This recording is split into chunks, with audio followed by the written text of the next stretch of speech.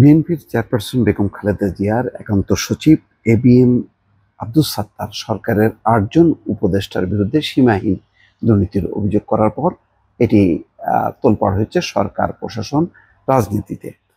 মির্জা ফখরুল ইসলাম আলমগীর বলেছেন যে তাদের আস্থা আছে উপদেষ্টাদের প্রতি। তারা এবিএম আব্দুস সাত্তারের এই বক্তব্য ব্যক্তিগত বক্তব্য, এটা দলের বক্তব্য নয় বলে ব্যাখ্যা দিয়েছেন। স্বাভাবিকভাবে বিএনপি বেকায়দায় আছে বর্তমান অবস্থায়, যেখানে সরকারের সাথে ঘনিষ্ঠ সম্পর্ক বিএনপি। অন্যদিকে সরকারের পক্ষ থেকে বিবৃতিতে এটাকে ভিত্তিহীন বলা হয়েছে।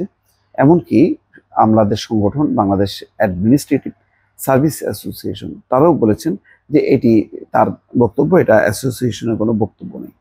কিন্তু তিনি সুস্পষ্টভাবে ৮জন সংখ্যা উল্লেখ করেছেন এবং এখন পর্যন্ত তিনি তার বক্তব্য প্রত্যাহার করেননি।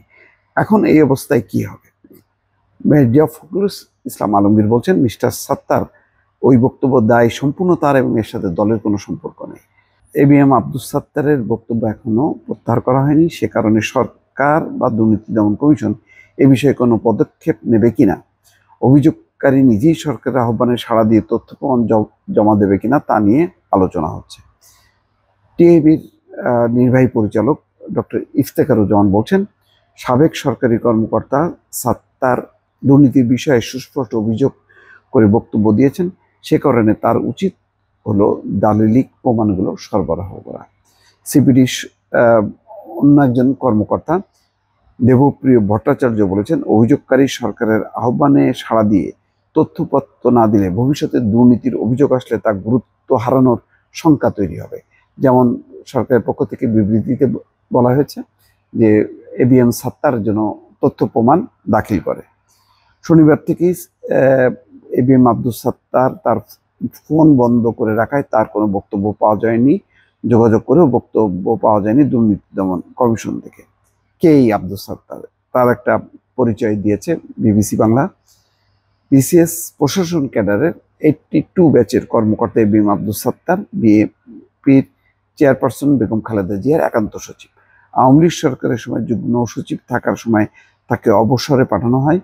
গত বছর 5ই আগস্ট শেখ হাসিনার সরকারের পতনের পর বা বর্তমান সরকার তাকে ভূতপূর্ব সচিব পদে পদোন্নতি দেয়। তার মানে জয়েন্ট সেক্রেটারি থাকা অবস্থায় তাকে আওয়ামী লীগ সরকার অবসরে পাঠায় দেয়। তো সেই কারণে ক্ষতিগ্রস্ত কর্মকর্তা হিসেবে তাকে সচিব পদমর্যাদা দিয়ে তাকে বিদায় দেয় বা সচিব পদমর্যাদায় ভূষিত করে। এরপর তিনি তার সমর্থকদের নিয়ে অর্থাৎ এবিএম সাত্তার ঢাকায় অফিসার্স ক্লাবের নিয়ন্ত্রণ নিয়ে নির্বাচন ছাড়াই সাধারণ সম্পাদক হন। এটাও একটা খারাপ দৃষ্টান্ত যে নির্বাচন ছাড়াই অফিসার্স ক্লাবের তিনি সাধারণ সম্পাদক হন। তিনি ক্লাবের দায়িত্ব নেওয়ার পর গত 19শে ফেব্রুয়ারি 106 জন কর্মকর্তার সদস্য পদ স্থগিত করা হয়, যার মধ্যে সাবেক মন্ত্রিপরিষদ সচিব, মুখ্য সচিব সহ 70 জন সচিব ছিলেন। এরপর মে মাসে তখনকার পররাষ্ট্র সচিব মোহাম্মদ জসিমউদ্দিন সহ 6 জনের সদস্য পদ স্থগিত করে তার নিয়ন্ত্রণাধীন বা নেতৃত্বাধীন কমিটি।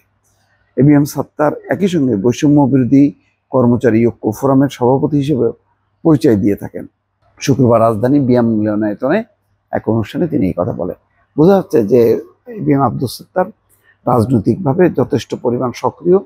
যে পট পরিবর্তনের পর অফিসার্স ক্লাবের নিয়ন্ত্রণ নেওয়া, বিভিন্ন শেখ হাসিনার ঘনিষ্ঠ সচিবদের তাদের সদস্যপদ বাতিল করা বা স্থগিত করা, এই কর্মকাণ্ডের মধ্য দিয়ে তার একটা দলীয় বৃত্তে সে যথেষ্ট একটা পরিচিতি পেয়েছে।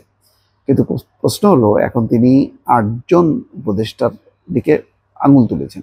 কোন এই 8 জন উপদেষ্টা? তার সংখ্যা বলেননি, কিন্তু অভিযোগ বলেছেন সীমাহীন দুর্নীতির প্রমাণ তার কাছে আছে। এখন তিনি কোনো সংযোগও রাখছেন না, কারো টেলিফোনও ধরছেন না, এমনকি বিভিন্ন পক্ষ থেকে আহ্বান জানানোর পরও তিনি তথ্যপাত্র দেননি। আবার বেগম খালেদা জিয়ার একান্ত সচিব হওয়ার কারণে তার একটা রাজনৈতিক গুরুত্ব আছে। যদিও ওই দলের মহাসচিব মির্জা ফখরুল ইসলাম আলমগীর কিন্তু সাপোর্ট করেননি এবিএম আব্দুস সাত্তারের বক্তব্যকে। তিনি বলেছেন যে এটি সম্পূর্ণ তার বক্তব্যের দায় দল গ্রহণ করবে না। ফলে একটা বিব্রতকর অবস্থার মধ্যে ফেলেছে এবিএম আব্দুস সাত্তার। আবার আব্দুস সাত্তার যদি অভিযোগ বা দালিলিক প্রমাণ দাখিল করতে না পারেন, তাহলে কিন্তু তিনি উল্টা আইনের সম্মুখীন হবেন। আর যদি তিনি প্রমাণ দিতে পারেন তাহলে নিশ্চয়ই সরকারের ভেতর একটা তোলপাড় তৈরি হবে। দর্শক, ভালো থাকবেন। আল্লাহ হাফেজ।